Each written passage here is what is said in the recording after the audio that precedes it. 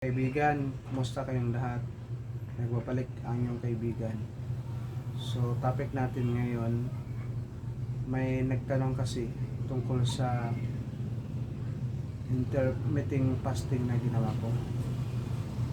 So, ang tanong niya, hindi ba pwedeng kumain habang ikaw ay nag-fasting? Hindi nga pwede kasi kung kumain ka ng kumain, paano ka magpa-fasting yan? Diba? Ganun pa rin. So, tanong ko lang, nagawa na ba ninyo yung schedule ng fasting diet ninyo? Hindi pa. So, yun lang ang tanong ko. No? Yung first day na ginawa ko yung 12-12, maganda yun sa mga first timer na gustong pumayat. No? Mas payat, mas healthy. Ika nga. Totoo yun. Kayang burahin yung mga stress, yung mataas na cholesterol, may sakit sa puso, kayang gamutin kung ikaw ay nakapasting. Intermittent fasting yung ginawa ko, guys. Yung 7 to 7, yun talaga ang first day na gawin mo sa iyong pagpapasting. Sa umaga, huwag kang kakain. Hindi. Sa umaga, ikaw ay kakain. Pero sa tanghali, huwag ka nang kakain. You know?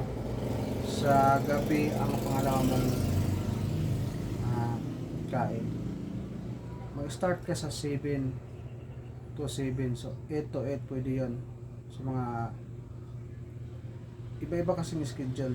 Para sa akin, 7 to 7. Nasa inyo na kung ano yung gustong schedule niyo.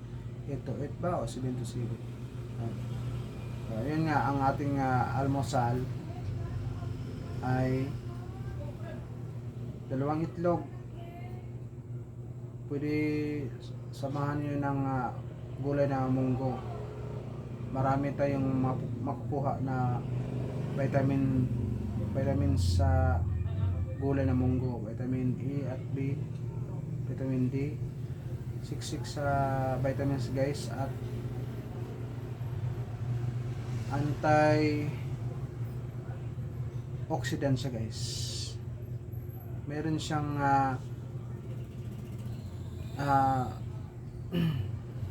power na hindi ka kagad gutumin o gugutumin, guys. Opo. 2 itlog at munggo, sapat na yun. Sa tanghali, huwag ka nang kumain. Damihan mo lang ang yung tubig. 2 liters every day, sapat na yun para hindi ka ma-dehydrate. Diba? Yun ang first day na diet mo. So, ulitin ko lang. Sa pangalawang diet, 2 linggo mo yung gagawin, guys, 2 linggo. Check ako, guys, na mababawasan talaga ang bigat mo o timbang mo. So, pangalawang schedule, yun 7 to 9. Ganun pa rin yung pagkain mo. 2 linggo mo pa rin gagawin yan. At sa panglas, 11 to 7 na ang schedule. So, 16 hours yung fasting mo. 11 ng umaga, pangalawang kain mo sa gabi na 7 PM. 11 AM, yun ang almusal mo. Pangalawang kain 7 PM.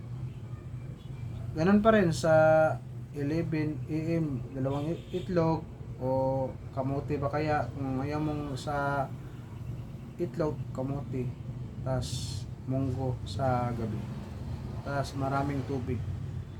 Huwag ka nang mag-merinda. Kung gugutumin ka talaga, pwede kang may iba kasi hindi nila makontrol yung gutom nila. So, pwede ka rin merinda ng mani-mani lang. Huwag mo lang damihan, guys. Baka hindi umepekto yung fasting diet mo. May nagtanong sa akin, pwede ba tayong uminom ng kape? Ito, mahalaga ito guys. So, ang ma-suggest ko lang sa inyo, decaf coffee, yung color blue ang ano, yung kulay ng ano niya, lalagyan. Oh, pwede tayong mag kape sa umaga. Basta ang gawin lang nyo guys, sa pagising nyo sa umaga, bago kayo kumain, uminom kayo ng 2 tasang maligamgam na tubig o water. Basta gawin nyo yan. Importante kasi yan guys. At kape, yung kape nga sinabi ko, yung decaf coffee, maganda yan. Hindi ka gugutumin ka agad. Decaf coffee. Sa mga nagpapasting dyan, pwede tayong uminom ng kope. Walang bawal. Basta 2 o 1 lang ang pwede mong ma-consume na kape sa buong araw. Ayan.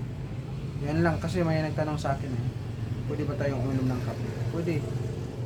Shout out sa inyong lahat and paki-like and subscribe.